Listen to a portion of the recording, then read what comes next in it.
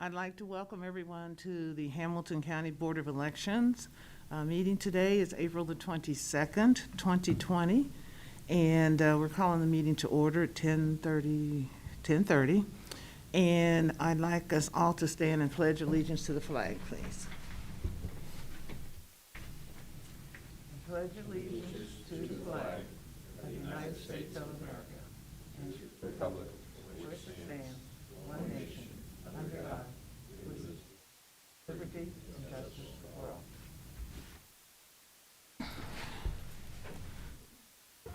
And I'd also like to indicate that proper notice has been given as required under the Ohio Revised Code 121.22.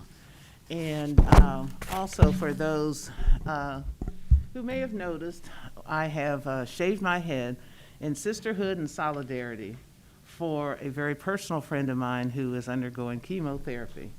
And I can't think of a better way to show my support. So that's why my new look.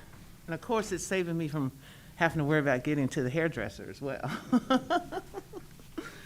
So everyone should have received the board minutes from the 7th.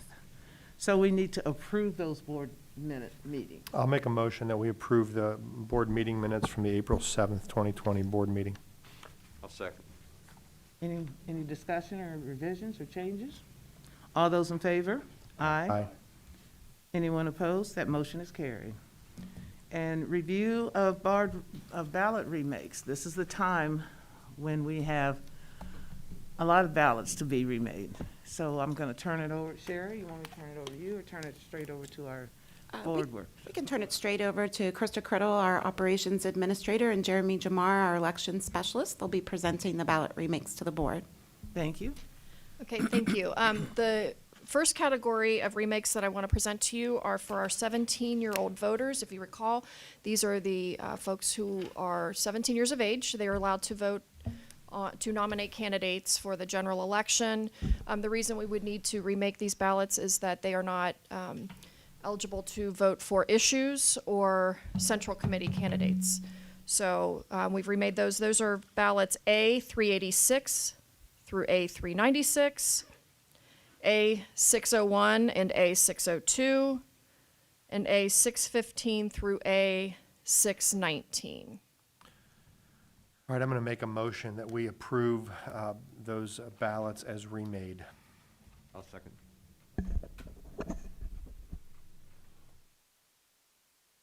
Any discussion? All those in favor? Aye. Aye. Anyone opposed? That motion is carried. Thank you. The next category are those that we consider them improperly marked. They were voted in pencil, which would not be able to be read properly by our voting machines. These is categories, or excuse me, these are ballots A397 through A411.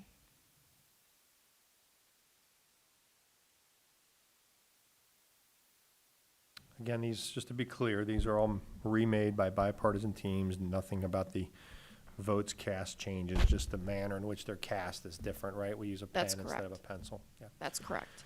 With that, I'll make a motion that we approve ballots A397 through A411 as remade. Second. Any more discussion? All those in favor? Aye. Aye. Anyone opposed? That motion carries. Thank you. The next category, these ballots, we consider them damaged. They were damaged in a way that they would not go through the scanner. A lot of times it's maybe a tear through the barcode. There's stains on them through the barcodes, things that will not allow them to scan properly, torn ballots, and so forth. These are ballots A412 through A457, A558 through A598, A620 through A629, and A645 and A646. There's no question on voter intent on any of these. Again, these are all ballots that were damaged, remade, so they can properly be scanned. I'll make a motion that we approve those ballots as remade. Second. Any more discussion? All those in favor? Aye. Aye. Anyone opposed? That motion carries regarding those ballots. Thank you. The next category are UOCAVA ballots. These are for our overseas citizens and military. And we need to remake these because those had been emailed to those citizens, and they have to mail back a copy of what they voted, and we have to put them on the proper ballot paper for them to scan. And these are done in bipartisan teams. Those are categories A458 through A463, as well as A465. All right, on the UOCAVA ballots, I'll move approval of ballots A458 through A463, and then one additional ballot marked A465. I'll move approval of those ballots as remade. Second. Any discussion, any more discussion? All those in favor? Aye. Anyone opposed? That motion carries regarding those ballots.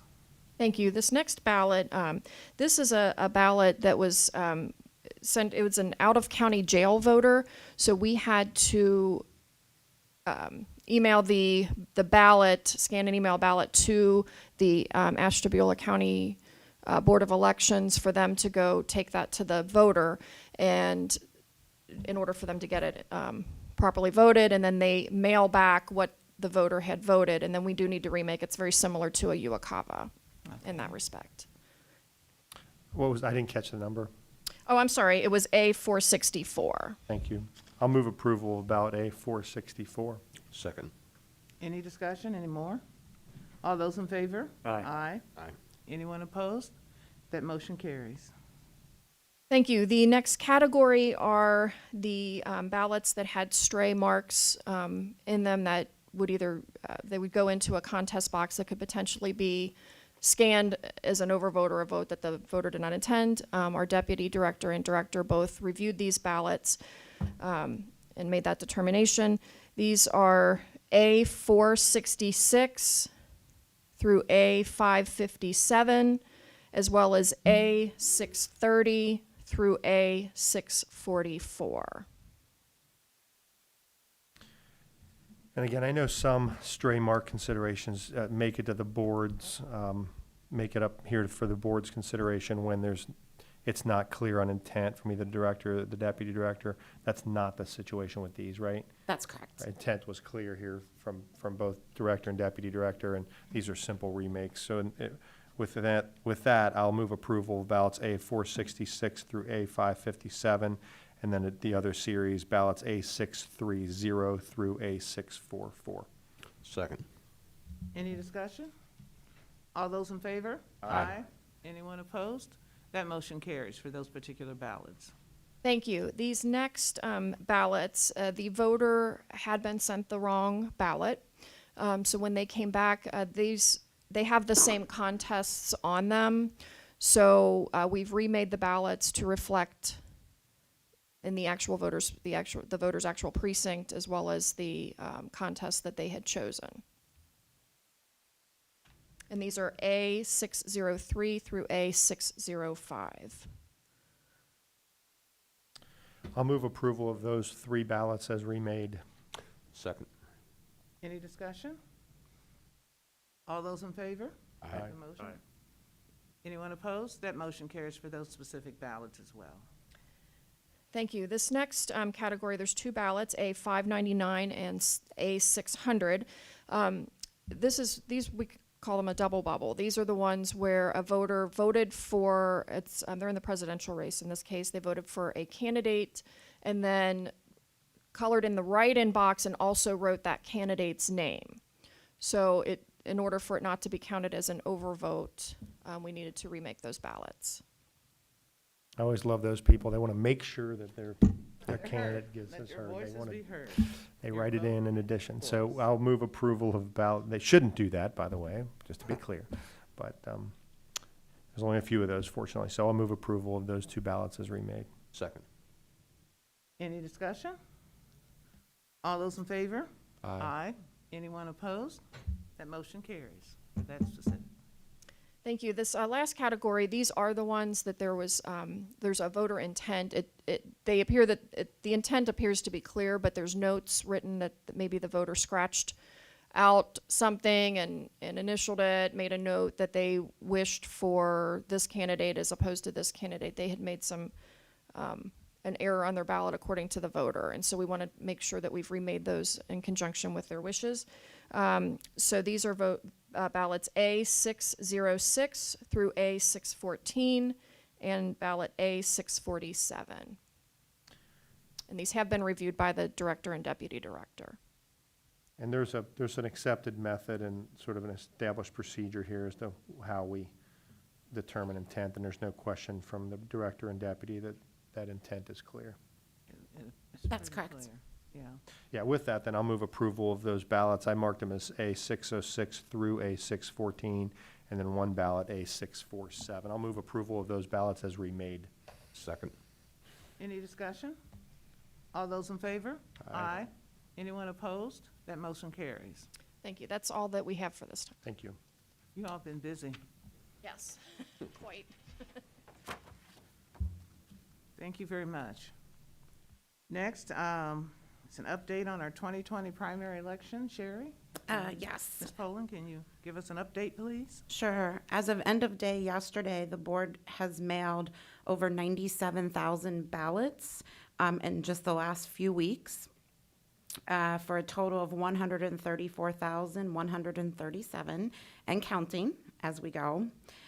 Of those 134,000 ballots that have been requested, 77,000 voted ballots have been returned, so running at about 58% returned at this time. We are running on a 24-hour turnaround time, so from the time we receive an application to when the ballot is placed in the mail. So that's being conducted within 24 hours now and has been for at least the last week. Of course, this Saturday at noon is the deadline for voters to submit their applications to the Board of Elections. We've had a steady stream of cars utilizing our 24-hour drive-through drop box, which is convenient for voters. They don't have to get out of their cars to submit their applications or their ballots. On Saturday, we do have a plan in place. Of course, that'll be a same-day turnaround. So any applications that we receive by noon on the 25th, the ballots will be mailed that day. And we're working with both the local Norwood branch post office as well as the Dalton Street plant to make sure everything is in place, that those ballots are put into the mail stream as soon as possible. Also wanted to give you an update on election night reporting. Originally, we were prepared to report results periodically throughout the evening of the 28th. We, as you know, under Ohio law, cannot tabulate until after 7:30 p.m. So our plan was to start tabulating at 7:31 p.m., release the first report by 8 p.m., and then have periodic reports throughout the evening. But we recently received a directive from the Secretary of State instructing all boards to release only one report the evening of April 28th, and that's when the count has been completed. So there will not be periodic reports issued the evening of the 28th. We will report once the unofficial count is complete. So we'll have one reporting, one finalized report only. On April 28th, that's correct. That'll be the unofficial report. Okay. We, Sally and I have drafted a letter to all candidates that are on the ballots, as well as any authority that has placed an issue on the ballot. So that'll go out today in an email form notifying the candidates of how the reporting will work the evening of the 28th. And we also have a conference call set up with our local media outlets this afternoon, because we want to explain to them how the reporting process is going to work. And the reports, it's going to look a little different. You know, normally we have results by early votes, and then the other category of election day and precinct, and then a total. All votes cast in this election are considered absentee votes, so we'll just have one category. So we want to make sure that the media, the technical side of the media that gathers that data and reports it to the public is prepared for that. And we have templates of those reports posted to our website now. We're also going to discuss with the media the best way for them to have access to the counting of the votes on April 28th, but still maintain, the social distancing that the state has ordered. So we're sort of leaving that up to an open conversation with them to see how they think that will best work. One idea is perhaps they'd like to have maybe just one cameraman and have it be a pool that feeds to the other media outlets. And we're going to offer that reporters may want to wait outside in their cars and they can call us and we'll come out for interviews or, so we're gonna work with the media to make sure they have access on the evening of April 28th. Does anyone have any questions? Sherry, as you know, I had contacted you about concerns to make sure and what steps were in place to ensure that we would not have the same issues that Wisconsin did. And at that particular time, when we and I discussed it, you'd already made some, had already scheduled meetings with our regional postmaster. And I see that our Secretary of State Representative Kinney is here as well. And I had called him as well to see how they were doing throughout the state and was glad that he could give me some information. But I'm concerned still about the mad dash that's going to occur on that Saturday. So based on your conversation, because I'm waiting on a call from the postmaster here, what steps are they taking here to ensure that come Saturday, Friday, Saturday, Thursday, Friday, Saturday, all of those ballots will be taken care of and we will get them in a timely manner? They're not laying somewhere in a bin. And how are they processing that? Because it's first-class mail. And so it should all be processed the same from my understanding. But what are we doing to the best of our ability, working with them to ensure that we don't have that chaotic calamity that occurred there? Correct. So the specialist, the regional specialist in political election mail is who we've been working with. And he is in the process of getting us a contact person at the Dalton plant on Saturday that sort of will be on the floor. And he describes it as like a pitch and catch type process where, we'll be telling them, when we're coming, delivering ballots, and then they'll be relaying, ready for them and ready to move them. And then they'll be relaying information back to us as far as what ballots have been returned and are on their floor. So we're just keeping that communication with the post office. And we are still waiting to hear back from the Norwood branch. We, in fact, sent a letter to them, had a letter delivered to them, sort of outlining a plan this morning, and we're waiting for them to get back to us. So based on your conversation with them, I'm still questioning, I know that the eyes have got to be on those ballots, and I want to make sure and ensure that those ballots will be, and we're monitoring it, and what kind of plan they have in place. Because I truly believe that we operate from a position here where we have a group, a nonpartisan and duo who makes sure and ensures the safety of our ballots. Is he going to have something like that there, or whose eyes are going to be watching those bins? All the information we've received from the post office and the Secretary of State in their work with the post office is that they understand how critical that is and that they're taking all necessary steps to move the ballots efficiently and as quickly as possible. Okay. Just out of curiosity, I assume on Saturday we'll be making more than one trip to the post office. We aren't going to wait till the last minute and dump them all at once. No, in fact, we make 3 trips to the post office daily now. Really? And Okay. yes. So we are well aware. Our plan on Saturday, at the same time we're receiving these applications, processing them as quickly as we can and mailing the ballots out, we're also receiving the voted ballots that have to be processed, the verification process, and then updated in our system so we can put that information on our website so voters can track and know that we've received it. Then we have to remove the ballot, inspect the ballot, and scan. And we're keeping up with all of those processes. Our plan for Saturday, the ballots that are voted and returned, we will put through the verification process so that our voter registration system and the website is updated, but we're not going to open any ballots on that day. We're going to set that aside so that all of our staff and all of our resources that we have can focus on getting the ballots mailed out to voters that made those requests. And then staff will be working on Sunday to then get caught up with opening and scanning of the ballots. Okay. So that's our plan for the weekend. We've been advising people not to mail their requests in if possible. to That's drop right. them off. Mm-hmm. That's the beauty of having a 24-hour secure drop box. Also have put out information on our phone bank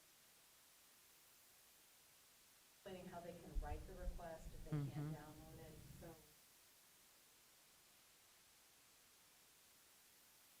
Mm-hmm. how they can track them out.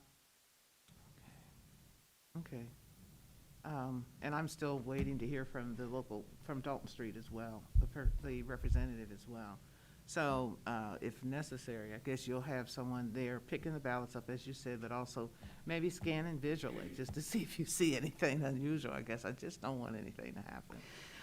Correct. And we send it's a bipartisan team, of course, Right. from the Board of Elections that makes these trips to the post office at least 3 times a day. And they develop a little bit of a rapport with the staff at the post office. And, you know, there's a certain dock door that's dedicated for us, that type of thing. So we're doing everything we can. Are we receiving still many calls regarding the fact that they haven't received their application? And have you been able to investigate or explore why they feel that they haven't received it? Because I know there for a while there was a concern. A lot of people were concerned.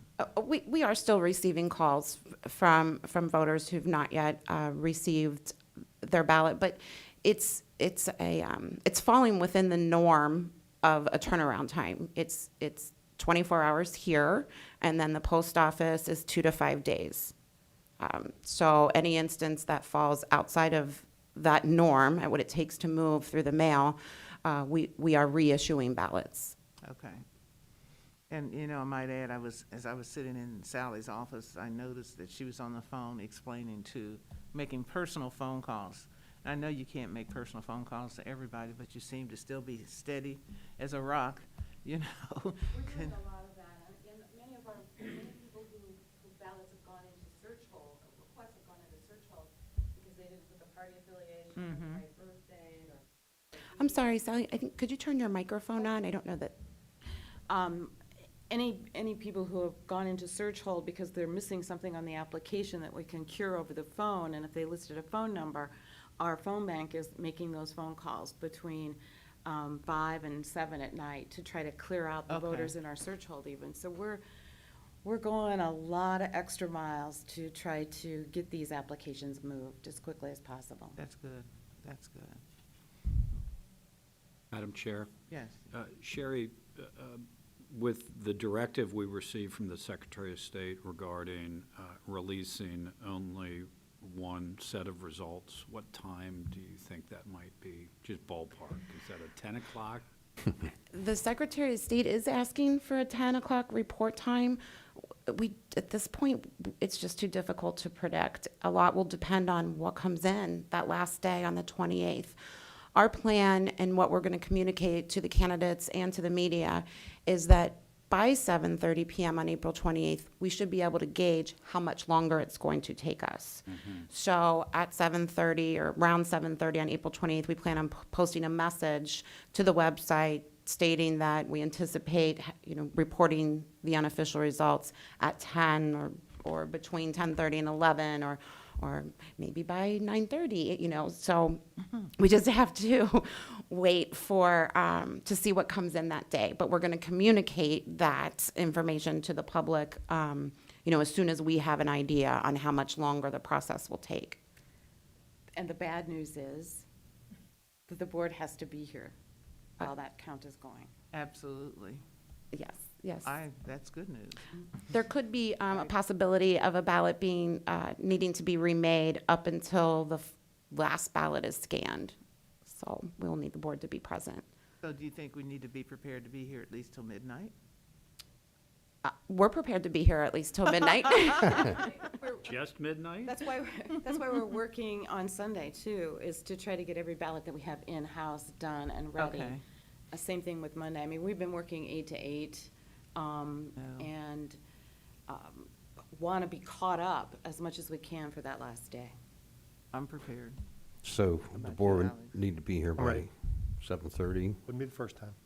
You actually have, you'll reconvene this meeting at 6:30 PM on the 28th. That was a date and time you had previously set. Okay. Because we expect there'll be additional remakes Right. that come in the mail, obviously, between now and the 28th. Okay. Any other questions? Ms. Poland regarding the update?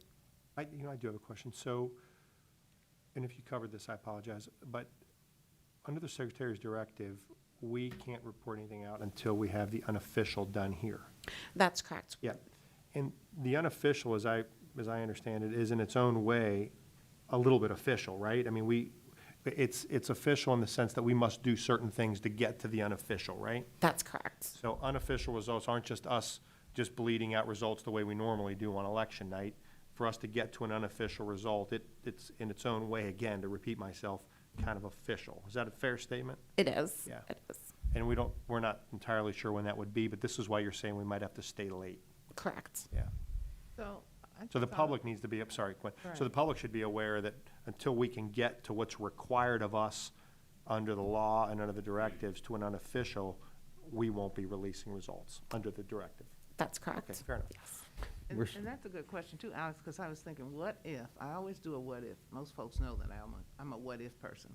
So what if a ballot was mailed, postmarked ahead of time and within those boundaries, but we don't receive it until the 29th or the 30th? Sure, and this part of the election is standard in all elections. So ballots that are postmarked on or before April 27th, but received at the Board of Elections after the 28th of April, as long as it's received by May 8th, Okay, that's what I it's wanted you counted to in the say. official count. That's why we refer to the election night results as unofficial results, because the official count occurs 2 to 3 weeks after Election Day, because we can add those late arriving absentee ballots, and then we also have provisional ballots that That's right. are cast in this election, and those that were cast validly under Ohio law are also added to the official count. When, in a typical election, what time do we normally get? Because I think for us, it's normally the morning after we'll get a copy of the unofficial. We'll get copies of what's rolling out, but what time do you have a sense of what time we normally get an unofficial? What we say 100%, when we're 100% reporting, right? Typically, that usually occurs around 10:30, Okay. around 10:30 PM, maybe 11, if we had some late arriving results from the polling locations. But yeah, our standard time is it's about 10:30, 11 at the latest, in a normal election. Fair enough. And I'm not holding you to that. I just was more curious. Caleb, you wanted to say something? No, We do anticipate a lot of provisional ballot returns this election. I'm not surprised. Okay. Any more discussion? Thank you, Ms. Poland, Sherry. Thank you so much. And we have a resolution. Sherry, can you give us some details on this resolution 2020-002 regarding precinct election official compensation? Yes, this is a resolution ratifying the decision of the director and deputy director to give partial compensation for precinct election officials from the 2020 primary election. And it's outlined in the resolution what that compensation was. So this resolution is simply ratifying our decision to partially compensate those that had been trained and were prepared to work March 16th and March 17th, and many of whom did appear at the polling locations on those dates. Okay. So when we say the ones who remain committed, in other words, the folks who called and canceled and said they weren't going to show up, we're not compensating them, is that right? So any poll worker who was trained in the election, who attended a training class, will receive $45. Right. Right, so many of those poll workers were trained, were ready to work, and then when those last-minute orders came out from the state, they declined to Right. work for health reasons. So they were paid at least $45. Right. And then the next category of poll workers are poll workers who attended the training and correct, remained committed. They were still willing to work the election. Right. Good. I'm glad to see that we're able to do that. I was afraid that as a result of the chaos that we had this time around, that we might lose some poll workers and, for future elections, and so, It was our fear as well. right. You know, and Caleb, I believe our poll workers were just as much concerned as we were. And at the 11th hour when that happened, and I do believe that many of them, we probably took the weight off a lot of their shoulders, you know, when finally we had to have a decision, and a decision had to be made. And it was for the benefit of everybody at that particular point, because we could not hang like we were hanging on a cliff all night long. Even though we were here, we thought we were gonna be here all night long. Okay. Any other discussion on that resolution? No, I'll move adoption of resolution number 20-002. I'll second. Any more discussion? All those in favor? Aye. Aye. Anyone opposed? That resolution is approved. Now, we have on the agenda going into executive session for personnel matter. Yes, we are recommending that the board go into executive session to discuss a personnel matter. Dave, do we have to be any more specific than that on my motion, or is that sufficient? Very good. I'll move that we move now into executive session to discuss a personnel matter. Second. Mr. Farland, Aye. Mr. Trantafilo, Aye. Mr. Fox, Aye. Mr. Gerhart. Yes. That motion is carried. Thank you. We'll go into executive session for some discussion. We'll return. We're gonna stay here. Oh, we are? Okay.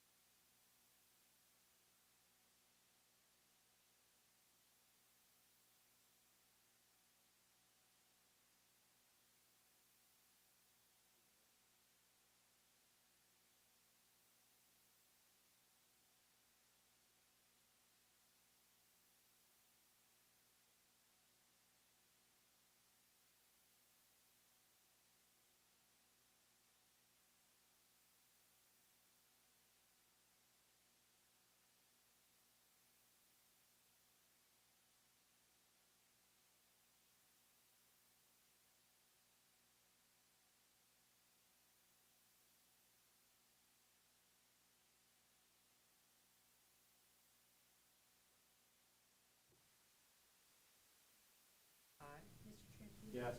Mr. Fox? Aye. Mr. Gerhart? Yes. Can you go into summary of working on our? Yes. I'll begin with the county administration had asked all county agencies to make cuts in their 2020 budget. Obviously, in a presidential year, especially with what we're experiencing right now, it's not feasible for the Board of Elections to make that cut. However, we have a reserve fund, and we have worked with the county commissioners, and any shortfalls in the budget will be taken from our reserve fund. Some county agencies, it's been reported, have, in order to make those cuts, have had to furlough employees. And because we're able to take those cuts from our reserve fund, and because we have the great need for employees to remain working here at the board during this presidential year, we will not need to make any of those furloughs. So we have a letter drafted in your packets that is a letter of appreciation to the employees of the board, which also goes to alleviate their concerns about furloughs and that there will not be furloughs at the Board of Elections in 2020. Okay. Excellent. Any more discussion? Need a motion?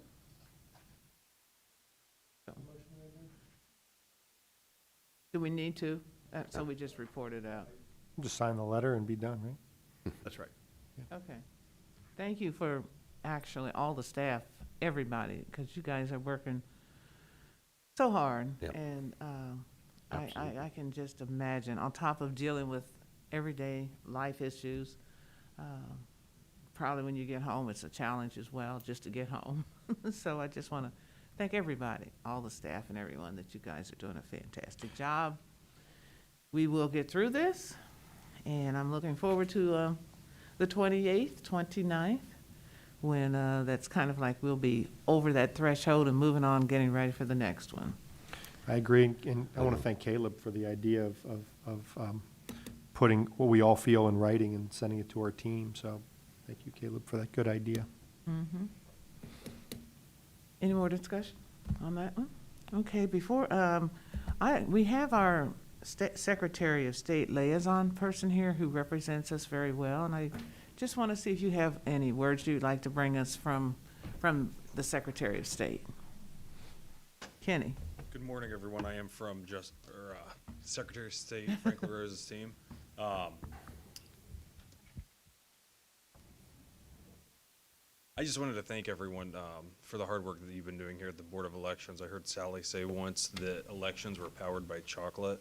So I know next week I'll have to be bringing more chocolate down. I brought some in March, and I know that it's due. I know that I'm due to bring more. So thank you all for the hard work you've been doing. And then I also wanted to say, in regards to working with the USPS for getting the voted ballots back to the Board of Elections, I know that Sally and Sherry both have been in communications with the USPS. Our team has been in communications with them, and I have also, along with the 13 other counties in my region. We want to ensure that the USPS marks the voted ballots with that orange fluorescent code, that your board and other boards have a scanner to read, so we can identify when the ballot was, if it doesn't have a postmark, we can validate when it was mailed.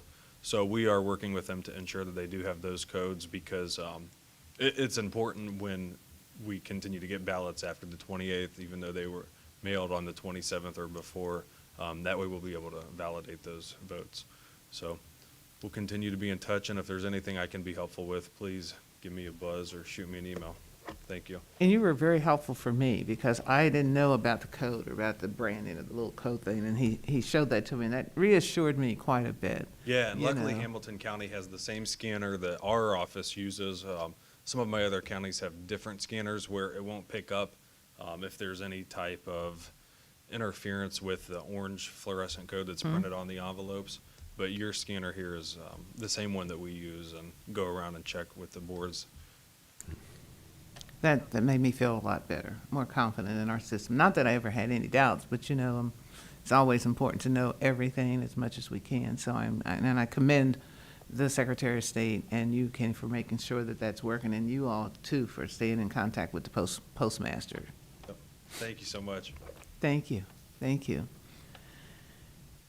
Anyone else have any thoughts or comments? I just wanted to, we're all still trying to just get through this process right now, and that's challenging enough, but thinking ahead to November, obviously, we don't yet know what kind of circumstances we're going to be dealing with by the time we get there. But it strikes me that one thing that is very likely to happen is that we will have a much, much larger volume of mailed absentee ballots to deal with, a volume that far exceeds what we're trying to deal with now. So once this is all over, obviously, it seems like we need to think ahead a little bit as to how we're going to deal with all that. Yes, there are already meetings scheduled to start those discussions. And remember, we're doing in 20-some days, what we will have, if it's gonna be all mail in November, we'll have for about 3 months. Okay. Really truncated. You say 3 months, so We would generally start inputting requests for absentees in August. oh, okay. And have September, and have our backlog done by MCR. So there's a whole lot of other planning that we would do in November if we knew we were going to do an all-mail. I think we would prefer to know as soon as possible. Yes. If we're going to be all-mail. I think Sherry gave a deadline of what would be great would be July, if we would know. And Wow. also, To order supplies, et cetera. if we are going to do all mail, it seems like, and this obviously the legislature would have to do, but to try and compress the mailing of ballots into just a 30-day period when we're dealing with that kind of a volume. Well, I think there's a lot of education that would need to be done with voters that we didn't have time to do this time. Well, I'm just And- saying, And possibly our association has been pushing for accepting electronic absentee ballot requests. There's things like that. And the Secretary of State is also pressing for that, for online, Like I've heard. yeah. but they could also, I don't know about you guys, but that's what I've heard more than anything else. Yes. Which is that they had to print this form or have a piece of paper, and that's not our, No, that's Ohio law. That's Ohio law. But there actually is a bill pending that even, I think it was introduced before COVID-19 to allow voters to request an absentee ballot online, much like we now have online voter registration. It would be similar to that. So there are a lot of things that would be great to have fall in place to get ready for that. but, back to the other point, it would, I think, would be helpful if the legislature would allow us to begin mailing absentees sooner than 30 days. Just remember, there's lots of other deadlines involved with that. The last day for a charter amendment to be placed on the ballot is 60 days prior to Election Day. So we can't even finalize the ballot until 60 days before. So there's not much time to allow for that. It's just, Good point. you have to change a lot of other deadlines too, a lot of filing deadlines. but the request for an absentee ballot can come in Now, even now for the 2020 election. absolutely, and we've Not that been we're encouraging receiving that to them. No, they confuse are. us, but yeah, I was getting ready to say, I thought that we already were receiving some for November. We are, and Kenny was able to confirm that the funding to mail absentee applications to every registered voter in the state has already been approved by the General Assembly. I believe it was passed in the budget bill, because they traditionally, the last few even year general elections, the General Assembly provides funding for that. Okay. Excellent. Any other discussion? Nope. Before we adjourn, oh, yes. There's another item on your agenda. Declare Oh, the- yes. Very important one. I'll move that we, I'm going to jump ahead if you're ready. Go ahead. I move that we declare the polls open at the Board of Elections office only at 6:30 a.m. On April 28th for voters with qualifying disability or voters who are unable to receive mail. Second. Any discussion? All those in favor? Aye. Whew, we're ready to go. A final comment that I wanted to share with everyone, you know, as we've been going through this whole pandemic crisis and also things that we've encountered as a Board of Election, this is historical because this is basically the first time that we've had to really get into it as deeply as we've had. And you know, our systems were different than they were 100 years ago. But just to remind everyone as well, it was a pandemic crisis, the Spanish flu, that was in place when the women's suffrage movement was moving forward, so that all women, we as women, could have the right to vote. And I don't know if when Secretary of State created this women's suffrage subcommittee, which I happen to be, advisory committee, which I happen to be blessed to be a part of, that we were even thinking anything like this was going to happen. So to make, you know, I think from a historical perspective, and I went through some of the material that I had, and in 1919, it showed the women fighting for the right to vote, and they had their mask on, like we do, you know, like we have right here. And so there was also a poem that was written in 1869, and then it was reprinted again in 1919 during that pandemic.